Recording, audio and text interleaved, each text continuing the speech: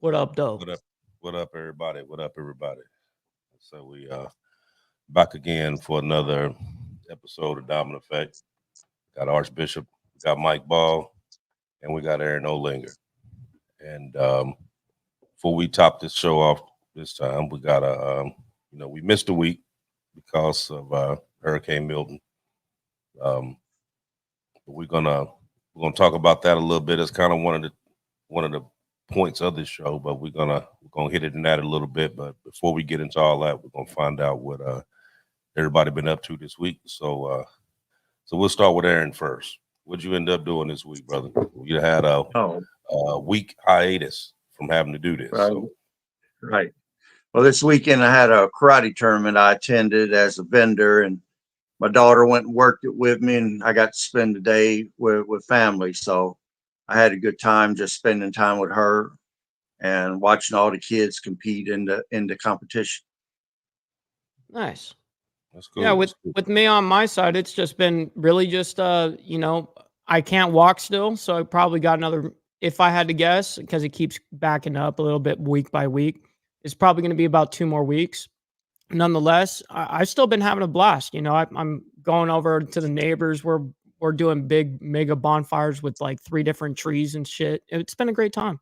Good food, good drinks, man. That's around family. That's what's up. That's what's up. Well, of course, y'all know I'm down here in Florida, so I'm probably about 25 miles um, east of Tampa. So we got hit. We got hit pretty good. Yeah. Um, Hence why no show last week. right. Um, didn't have didn't have any structural damage, thank God. But had a lot of trees down, a little bit of water, but not I in the was gonna house. ask that if water went in the house, but good. No, no, I didn't have that. Didn't have no water in the house. Just mostly outside. Um, couple huge trees was down, and down in the yard, across the street, down the street. Um, a lot of these lakes here in this particular city, there's a lot of lakes that surround this city, and they flooded. So of course, there's a lot of places that's still flooded right now. Um, I'm gonna tell you what, gasoline is scarce. Yep. Uh, When I heard they only had 1.1 million gallons of gasoline and only 1.5 million barrel or gallons actually of diesel, I was like, Diesel. they're screwed. They're screwed. hmm Yeah, there's well, you have a couple different things. One, you got power outages. So you Yeah. have um as of Friday, you had 3.6 million people without power as of Whoa. Friday. I knew it So was a lot, but I didn't know it was that many. yeah, so I mean, they're out there doing a thing, and they're trying getting the lights back on and stuff like that. But you got a lot of places that was hit hard. Tampa was hit pretty hard. St. Pete, Clearwater, a lot of coastal areas were hit pretty hard. And if you were in that that northern loop where you picked up all the rain and stuff, I mean, you got hit real hard. Um, I think Tampa picked up on top of the storm surge. They picked up like an extra, was it 12 to 14 inches of actual rain. Mm. St. Pete picked up like 18. Clearwater picked up like 15, 16. I think we picked up like 10 here. So did Uh, you and anyone else around you lose any power at all? yeah, Oh, yeah, we you lost guys power. did. Yeah, we Oh lost yeah. power. Um, this whole town went black. Mm-hmm. Um, there's still several towns right now that's just right around me that's still black right That's what I've now. been hearing. Yeah, there's like Mhm. still a freak ton that don't have power. It's unreal. Of- I mean, you got to think you got a lot of poles down, you got lines down, you got trees in the lines that have knocked them down.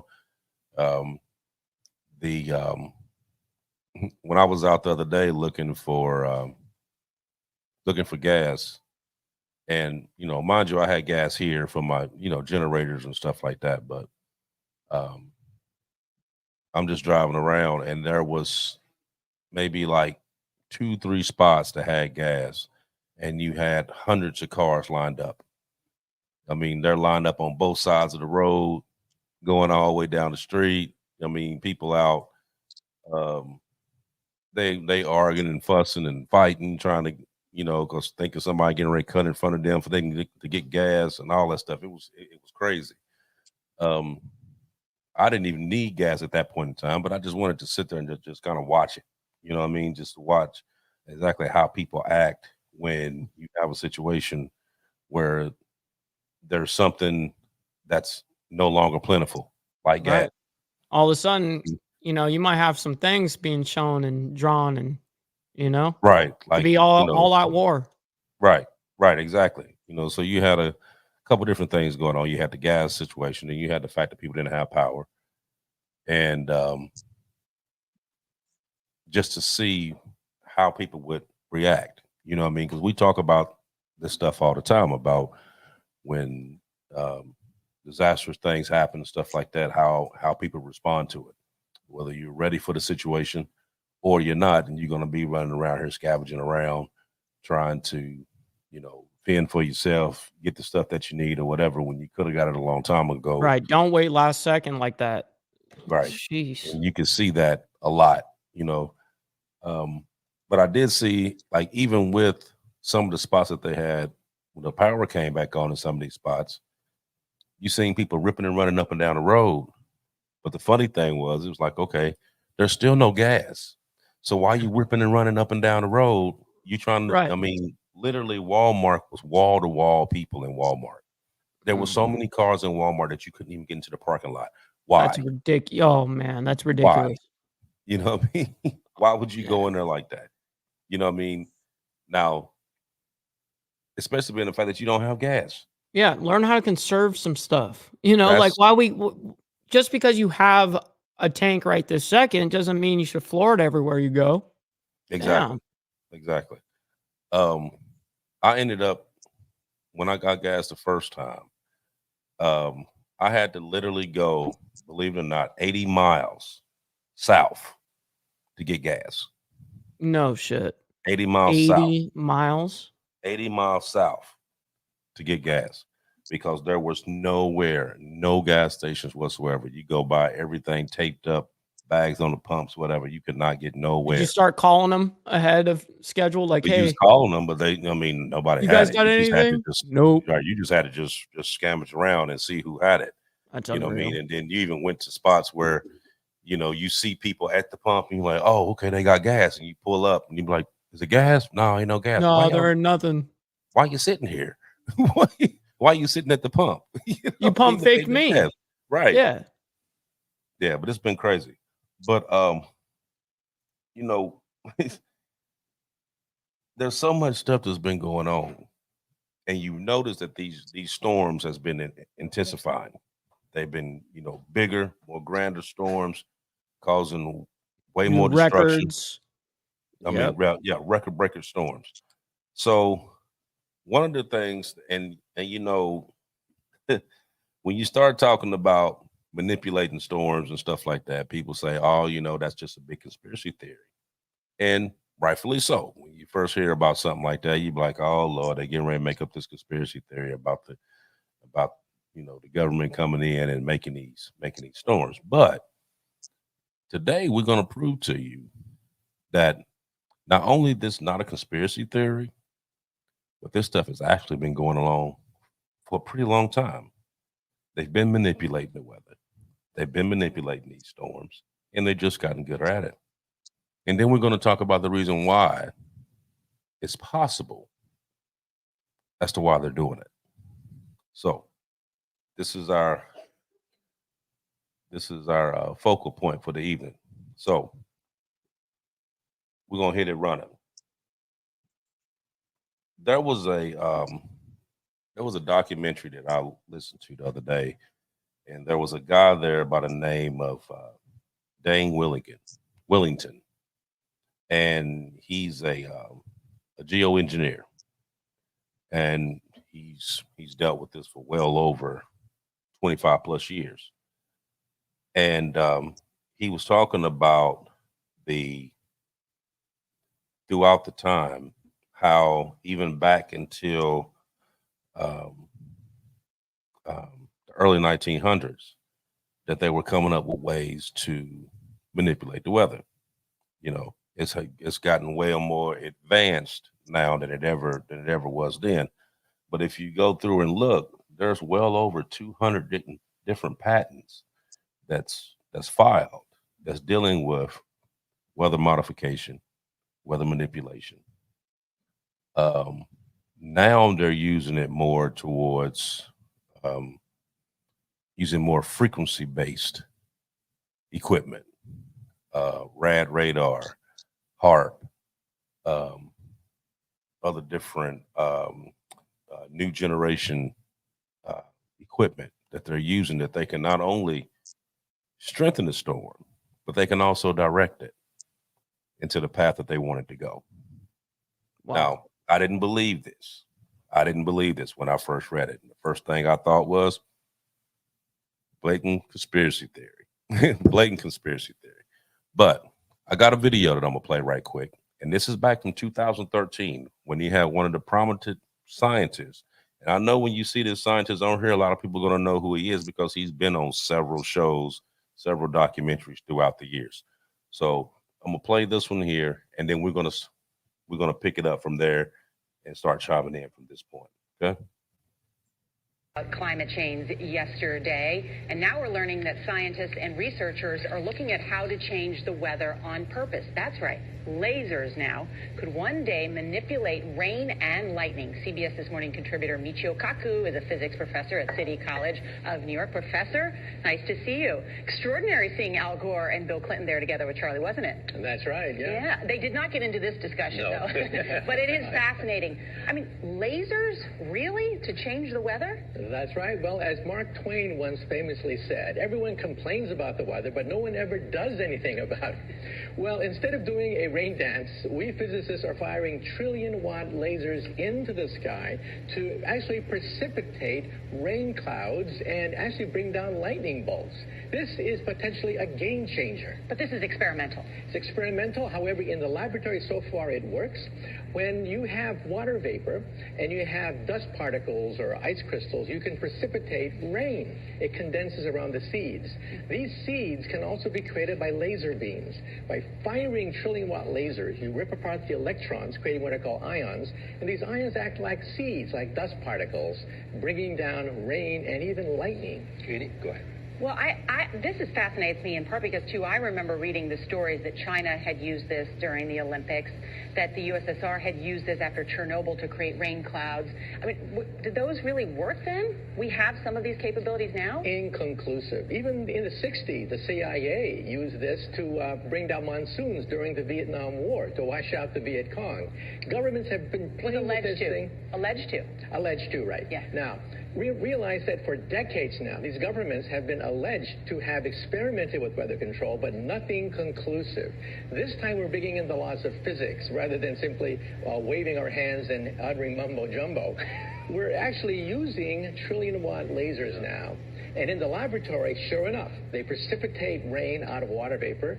Sure enough, you can actually bring down electricity down the beam. So what does it mean for drought areas that need to have rain for crops, and if they don't have them, there's the consequences of famine?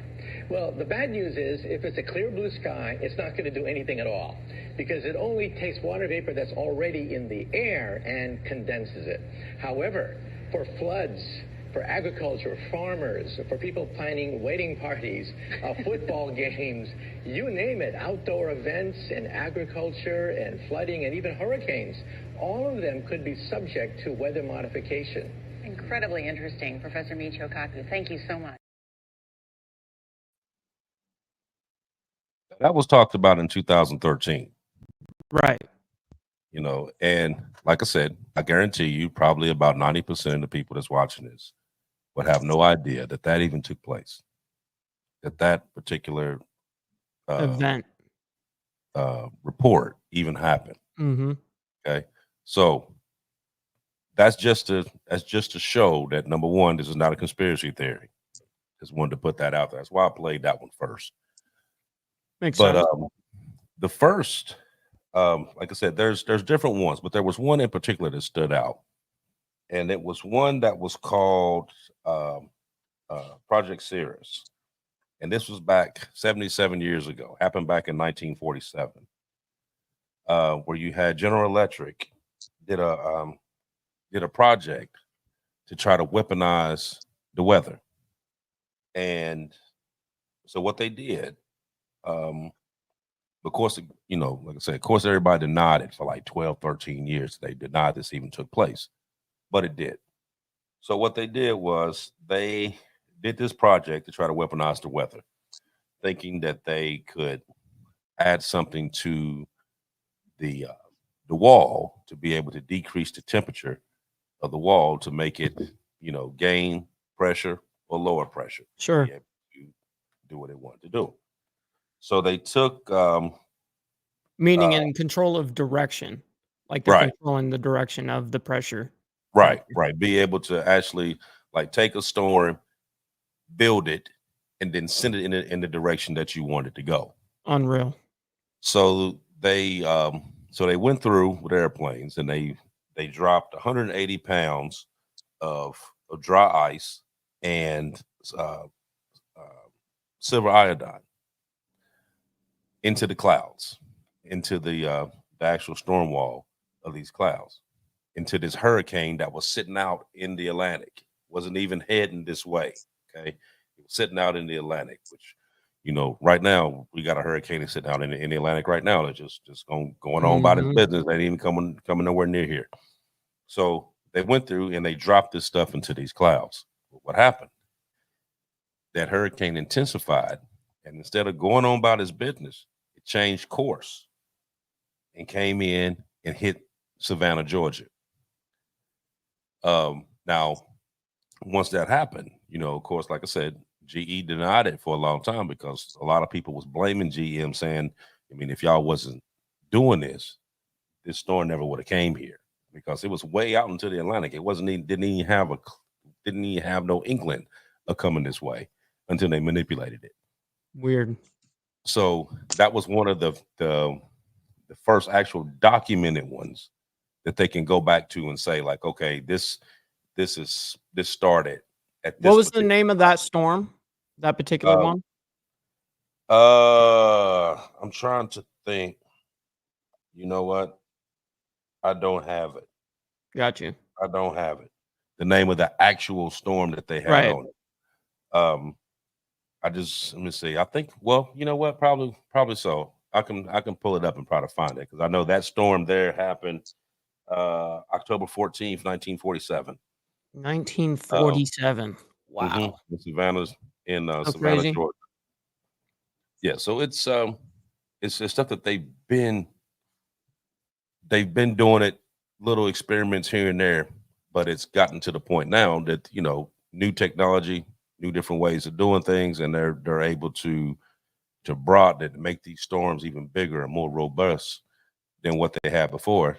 Now, you remember we did a show a while ago when I showed how they were making the clouds from the ground, from them factories, making the clouds, setting them up to where they went over particular areas and were able to start raining.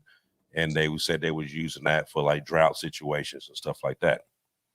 And, we was also talking about cloud seeding and stuff, Is that the one there? Yep. Hurricane King right here. There you go. That was the name of it, just for reference there. Hurricane King. Okay. So like I said, so on the last show, you remember we talked about that for a good little bit about the different ways that they were doing it, how they were doing the cloud seeding. Yes. And because that's what actually happened over in Dubai that started that massive storm with the flood and everything that happened there. In the middle of the desert. Right. Flooding. Right. And then it comes out like, oh, well, we've been doing it, we do it like we've been doing it forever. Yeah, just never done it to this extreme, even back during Vietnam, they were manipulating the weather. That's where that Operation Popeye came in, where they were just basically kept it in monsoon season. Just so it rained the whole time. Having it dump on the Viet Cong the entire time. Right. God, You know, terrible so fighting then, conditions. right. So then even after Vietnam was over, a lot of these nations came together and signed a treaty saying that they would not weaponize weather again. Mm, You know, interesting. and then you had Iran that actually went into the United Nations at one point in time and threatened and was yelling at the top of their lungs that that NATO was interfering with their precipitation, basically saying that they were doing, you know, doing stuff with the weather to where they're not getting rain and being able to, you know, um, have water for the crops and all this stuff, that they were doing something to the weather to manipulate the weather to keep just make it hot. No rain whatsoever, just make it hot. You know, of course, nobody really knows what happened after that, but it was said and it is documented that Iran did go into the United Nations claiming that this is what NATO had been doing to them and wanted them to stop. You know, Oh so man. yeah, so this has been ongoing for a while. So Aaron, I know you jumped into this. You looked up some other information about a couple other storms that we were talking about. So I'm gonna let you tell yours right quick. Okay. Well, I want to add one thing to what you were saying. The theory was that if you can change the temperature outside the eye wall by cloud seeding, that you can adjust the intensity and direction. That storm to change direction by 130 degrees. I mean, that's a massive turn to head in. Now, a guy named Irving Langmuir, he was the pioneer of atmospheric research for General Electric. They contracted with the military because the military wanted a weaponized weather weapon or a way to weaponize weather. And he was the pioneer for General Electric that helped to provide that. I mean, he later admitted that rainmaking caused the floods in 1951. He also admitted later that reversal of that hurricane was caused by Project Cirrus. So he himself worked on both projects, and he admitted to it later in public. Now, in 1965, you have Project Storm Fury. That's where they cloud seeded Hurricane Betsy, and the storm immediately changed direction and made landfall in southern Florida. The government, of course, denied it. But after 2 months of congressional hearings, the project was allowed to continue, which makes me wonder if there was some lobbying done, because if you were called to testify before Congress as to being responsible for this, and then later they decide, well, yeah, you can go ahead and continue with it, there's something wrong with that ideology right there by itself. Mm-hmm. Then in April 1997, U.S. Defense Secretary William Cohen, he admitted that we have the technology to control the weather, including earthquakes and volcanoes. I mean, that was a bold statement, but he went public with that in April of 97. He said that also that the government has placed gag orders on employees of the National Weather Service. So if they saw some storm acting out a norm of way a storm would normally say, they weren't allowed to speak on it. October 2012, after Hurricane Sandy reduced down to a tropical storm, from the space station, they saw this super wide red beam that could be seen going through the tropical storm. And the storm rapidly after that became a Cat 1, but it was so massive in size, it gained so much size that, and also it took an unexplained left-hand turn and came into New Jersey. The storm at that time was so freakish that they called it the Frankenstorm, and that was Hurricane Sandy. Even though it was just a Category 1, it was so massive that no one's ever seen a storm that size before. But it didn't occur until after that so-called red beam went through that tropical storm. Mm-hmm. And then, like right now, I mean, our most current storm that hit North Carolina says here, United States has over 6 million tons of lithium, which is needed in the push for alternative energy. The majority of the lithium has been identified in Kings Mountain, which is North Carolina. Kings Mountain is believed to be one of the largest resources for lithium in the world. The problem is that the people there, they don't want their towns to become lithium mines. So Cherryville itself are fighting, basically them coming in there. They're living on what they call, the government's calling it coveted land. They want that land. It's got the lithium. They want these people to move, whatever. There was a $9 million agreement signed by the Department of Defense and a corporation called Albemarle Corp from Kings Mountain beginning in 2025 to 2030. They want that corporation to go in there and mine lithium. And 2025 is just around the corner. So if you need to move people or to move things out the way, what better thing to use than a hurricane? I mean, the nation's battery supplies what the military wants this lithium for. And when that hurricane hit that area, I think it was Hurricane Helene, they said that was biblical floods of the coveted land. So the military wants that land. They want those people gone. They want them moved. And they hit them with a massive storm. And how much help are they getting right now? Most of the help has been transferred down to Florida. $750 isn't going to do much to help somebody. And if farmers are dependent upon their crops coming in to be able to make their payments on their mortgages and stuff, well, those crops are wiped out right now. Those people might be forced into a situation to sell.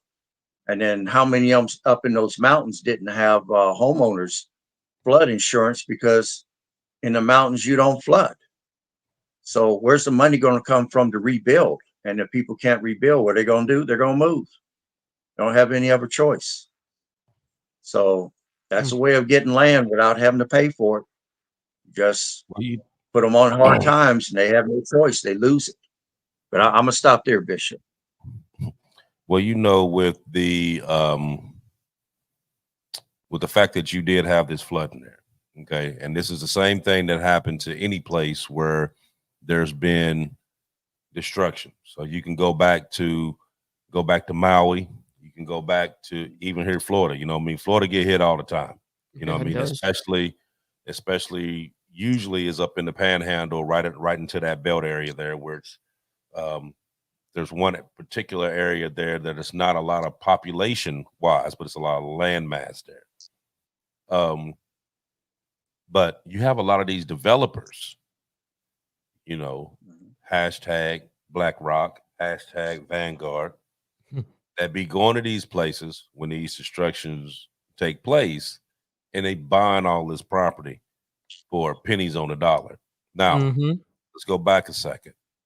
Now, when I bought up Maui, I bought it up for a reason, because you remember, you read the articles about Maui, that those particular people were over in Maui trying to buy that land from them before those fires took place, because they wanted to build resorts there and they did not want to sell.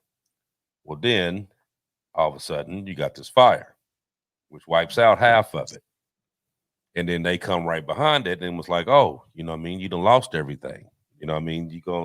It's going to cost you so much money to rebuild. And by the time insurance get to you, it's going to be forever. Well, hey, check this out. Let me give you this money right here.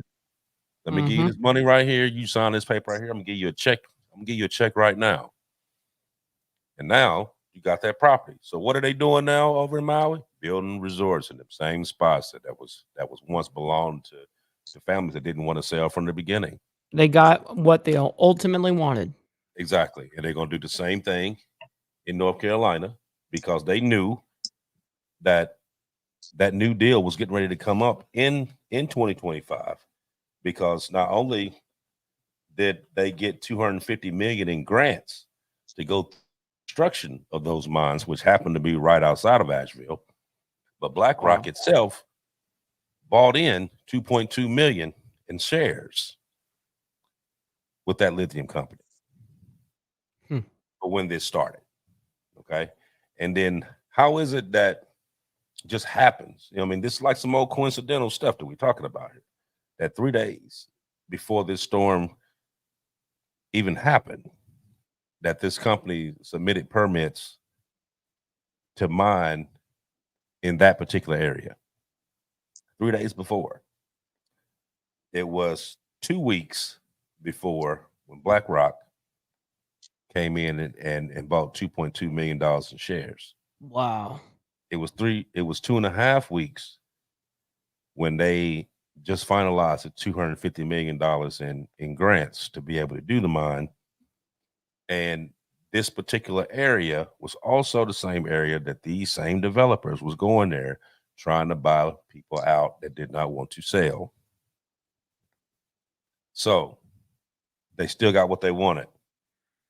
Now it just means now it's just a little bit more work involved because you had to wipe it out and then come in and buy it up. You know what I mean? Which is the craziest thing that you could possibly sit here and think about. Like, okay, would they really allow this to even take place, just to come in and take somebody's stuff? Like you think that would be far-fetched and something that, like, man, ain't no way. Like, I know that they may be dirty, but ain't nobody that dirty. But it really is. You better believe it. Right. Once you start looking at some of this stuff. I'm gonna play this one video right quick because I want everybody to know about that Cirrus. Because Aaron, you know what I mean, we was going on it and then you kind of you took off a little bit. Oh, so I'm gonna go back. I'm gonna go back. I want you to see this, but then I also have another one I want you to see, because we're talking about these hurricanes. They actually have labs that their whole job is to build a hurricane in a lab and figure out how to make it increase, how to decrease it, how to make it move, everything. So what a crazy job. Exactly.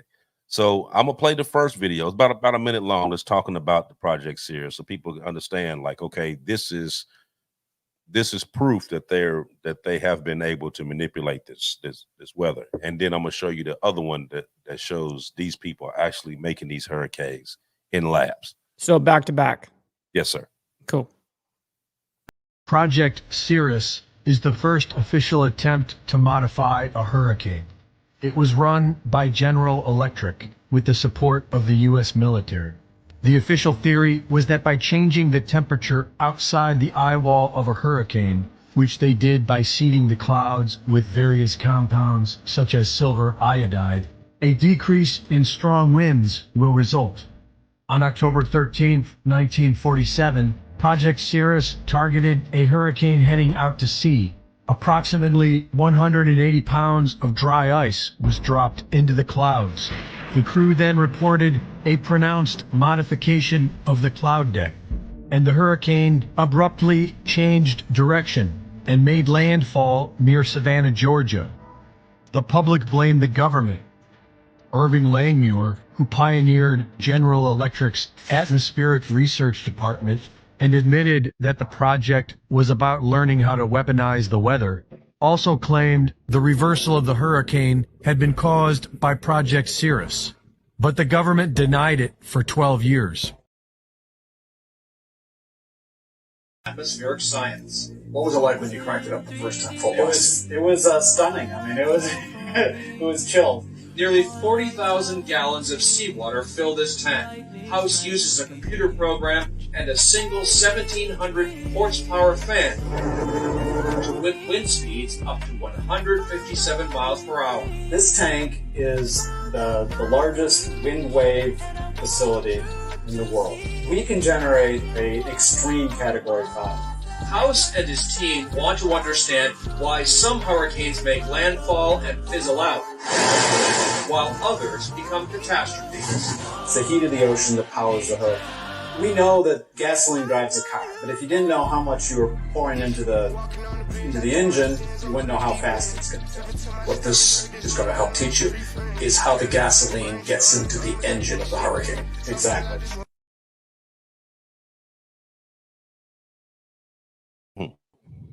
Damn. Right. So you actually have labs that they have built. No, that was serious business. Right. That's what they do to figure out how to strengthen them, how to make it move. I mean, what do you have to do to make this hurricane massive? And you just heard him say we can make it up to a Category 5 in a lab. Category Crazy. 5 hurricane in a lab. Unreal. Now, Never heard of such a thing. Right.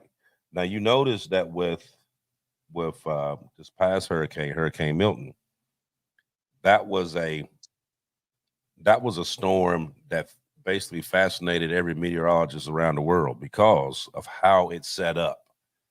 You know, they wasn't used to seeing a storm set up like it did, you know, because usually when the storm comes right there in the Yucatan Peninsula, it kind of makes that little curve right there by Cancun and Cuba, makes that little turn and it goes on out. This one didn't do that. This one went across and sat right off the Yucatan Peninsula and just sat there and just built and then started moving slowly. But if you there was a video that I had watched where that storm had actually dipped back down to go back and hit like Cancun in that area there. But then all of a sudden it bumped and took off to the east instead of going back south where it came from. And that's where they were talking about these radar, that they have them positioned in certain places throughout when they said the U.S. has hundreds of them, that they can focus those beams, and one happens to be in Cancun. No shit. That they can focus those beams to basically guide a storm in a particular direction. So the question would be, okay, so if you could do that, why you not just guide it out to where it just goes out in the middle of the ocean and just fizzles out alone? Right. Why would you actually point it to where it's going to actually go through and cause all this havoc? Right. If you can control it, why wouldn't you? Exactly. If you can control it, then, you know, my personal thinking is that if you can control it, then there would never be any hurricanes in the U.S. If you could control it that way, because you could basically just point it out, boost it out the way. You know what I mean? Hit it with something, bump it, send it somewhere else. You know what I mean? But instead of them doing that, they're seeding them. They're cloud seeding.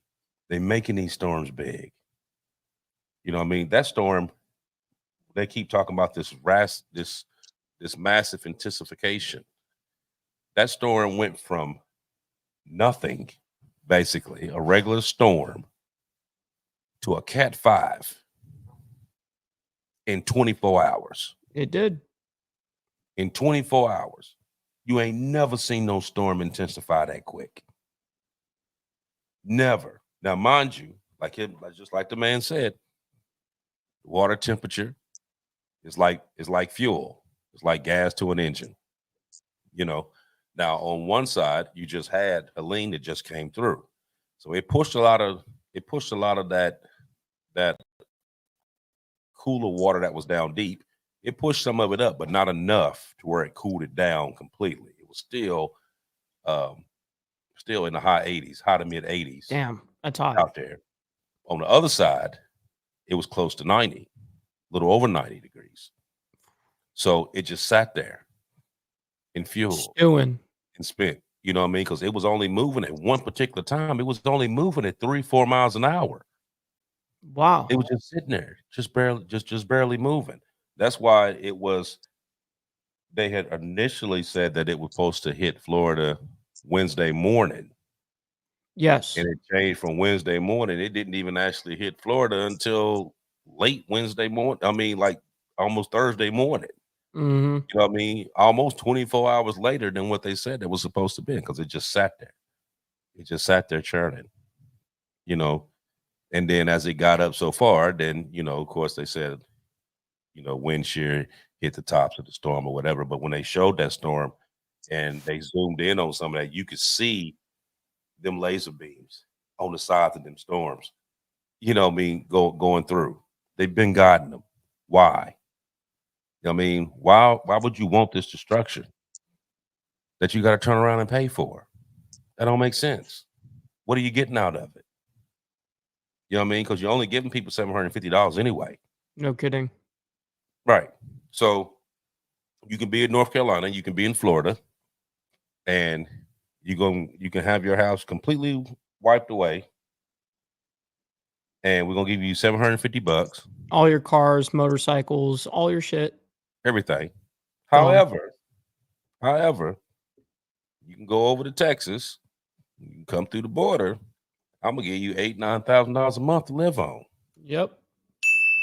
But I'm only gonna give you $750, and wish you well. I mean, where does this stuff make sense? Unreal. It makes none. It doesn't. So what you were saying, Aaron, when you was talking about the lithium in North Carolina, I did happen to find a little small video about that. And I also talked to some people that I knew that lived in that area.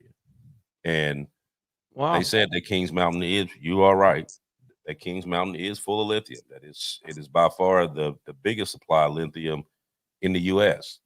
I think there's another supply that's like in Arkansas or something like that.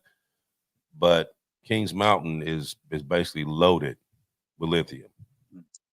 And they want it, you know what I mean? Because if you remember, they kept trying to sign them bills talking about they wanted to make everybody have electric cars by 2030, all that different stuff. I remember that. They've been talking about that for a while. Clean air initiatives, all this other stuff, dropping down carbon emissions, blah, blah, blah, blah, blah. Well, in order to make them batteries, your lithium ion batteries, you need lithium. That. Mm-hmm. You know what I mean? And, unfortunately, it's sad to think that you would go to that extent. But when you have the DOD that's funding a lot of this stuff, because they want their hands on that lithium just as much as these other companies that's making these batteries and stuff. You betcha. A lot of mysterious things go on. This is an extreme case of supply and demand right there. You know what I mean? That's wicked. Yeah. Mm-hmm. Wow. Mm-hmm. So it kind of like one thing goes into the next. So I'm gonna play this little quick one here about this lithium, and then when I finish, and Aaron, if you got something else that you want to add on to that, then go ahead, because you was already on a roll with that one. So let me play it, and then if you got something else you want to add to it, feel free. This flooding in North Carolina does not sit well with me. I think something's going on. So I decided to do some digging. So the first thing I find out is North Carolina has the richest deposits of lithium in the entire world. Yeah, lithium for cars, batteries, all that. Then I find out they have the world's highest purity quartz deposits. And that quartz just so happens to be the world's supply for AI chips, microchips, and all kinds of stuff. We're talking a $530 billion industry. So this is where it gets interesting. So a company by the name of Piedmont Lithium is awaiting a state mining permit for a site in northern Gaston County. And Gaston County is completely flooded right now.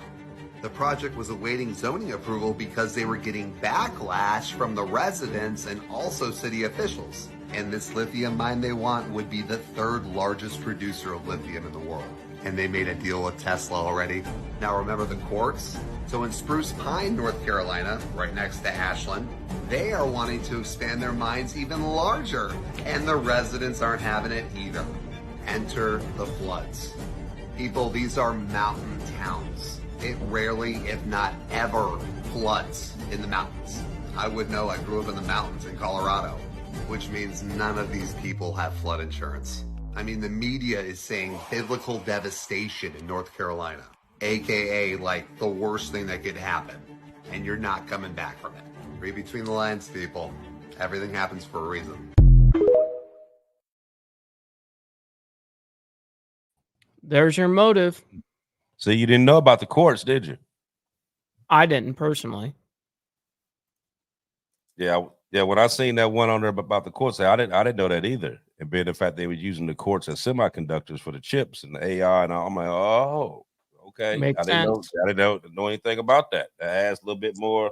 That adds a little bit more juice to the fire right there. Yeah. Exactly. Exactly. So what you got on that, Aaron?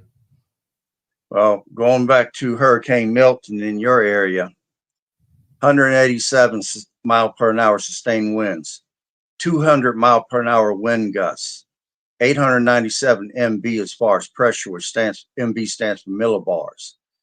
It's the number 3rd in history in size, number 4 in history based upon pressure. I mean, that was a major storm in itself.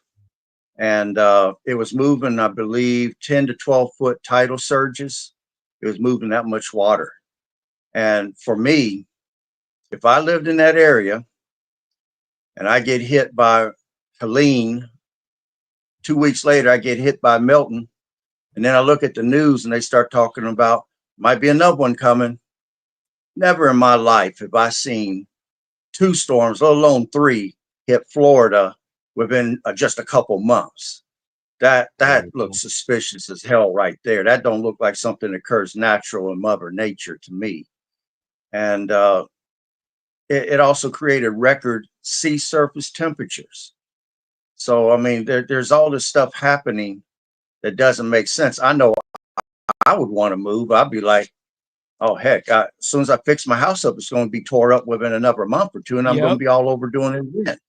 You know, you get frustrated after a while, and you'd be like, hell, I'm leaving. After one and then time, I'm taking whatever somebody offers me, even if I have to take a loss. I'm getting the hell up out of here. And that's what they want people to do. They want them to migrate. They want them to move so that the developers can come in and everybody can get that economy going. And that money could be starting to pour through hands. Because if the economy ain't moving, money's not changing hands. So they want to keep that money flowing. But, you know, 3 storms, possibly 3 storms in under 2 months, something don't sound right to me. Cash flow is happening right now. I'll stop right there. You know, we had talked about in another show, we had talked about HARP at one particular time. Yep. But I'm going to bring it back up now because, you know, this is very relevant to what we're talking about. Now, you know, a lot of people really don't know what HARP is. Now, HARP is considered a ionosphere heater. Okay, it's actually could be considered a weapon of mass destruction for real, based on its capabilities, what it's able to do.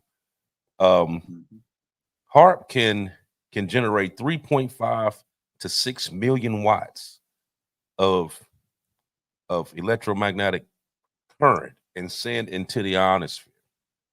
Now, once it gets up there, it superheats, and you can manipulate pressure zones from the ionosphere to the surface.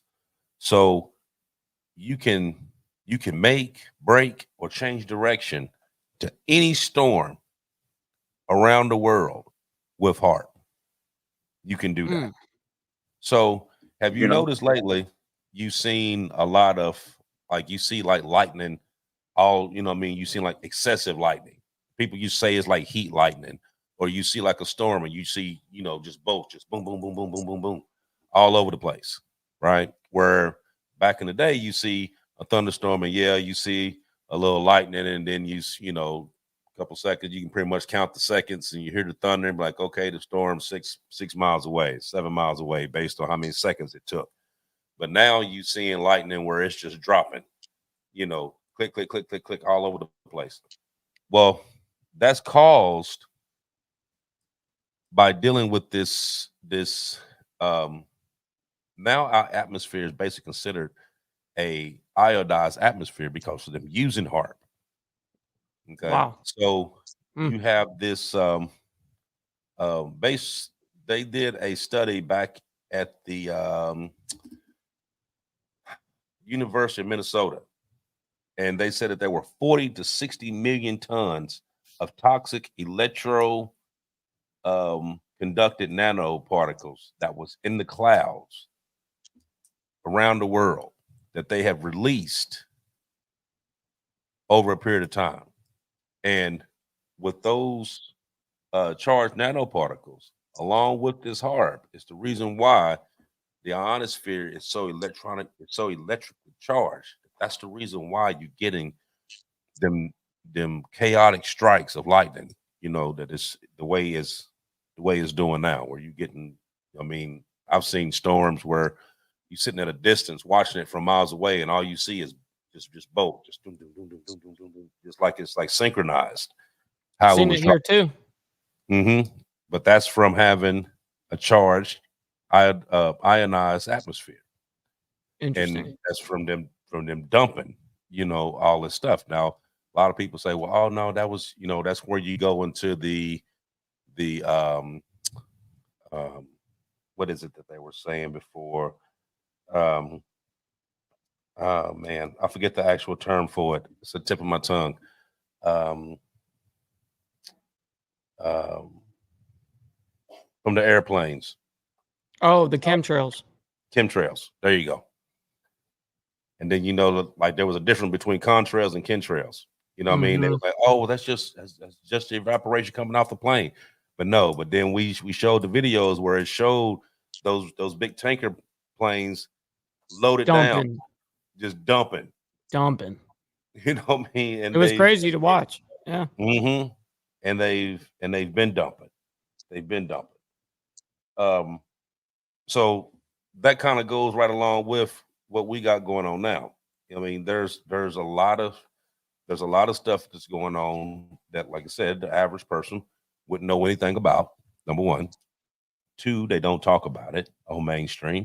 And 3, if you do bring it up, somebody's going to deny it.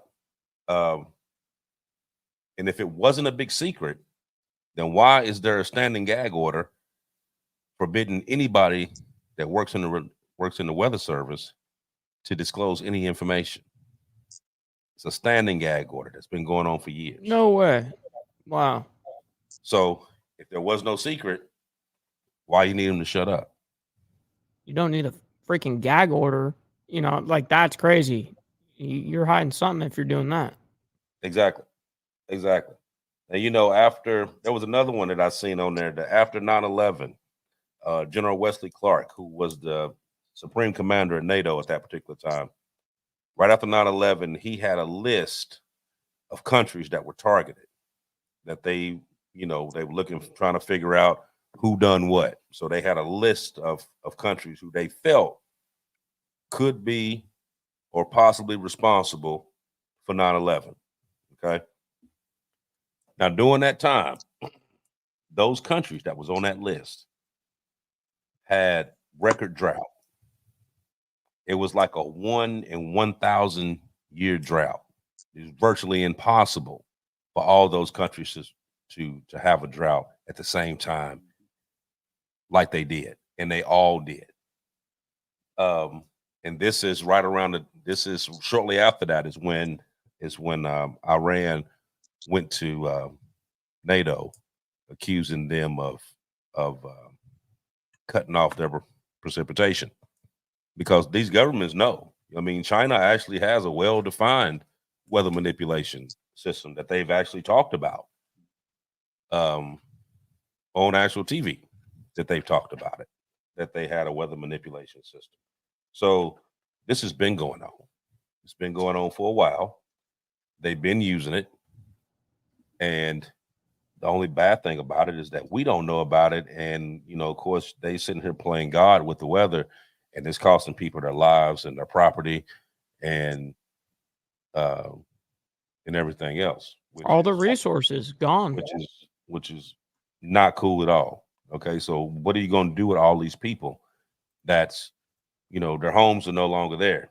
You know what I mean? And the next thing is getting ready to happen. You're going to start watching. The next thing is going to happen. It happened down here in Florida when we had Hurricane Ian, but it's going to happen in these other states too.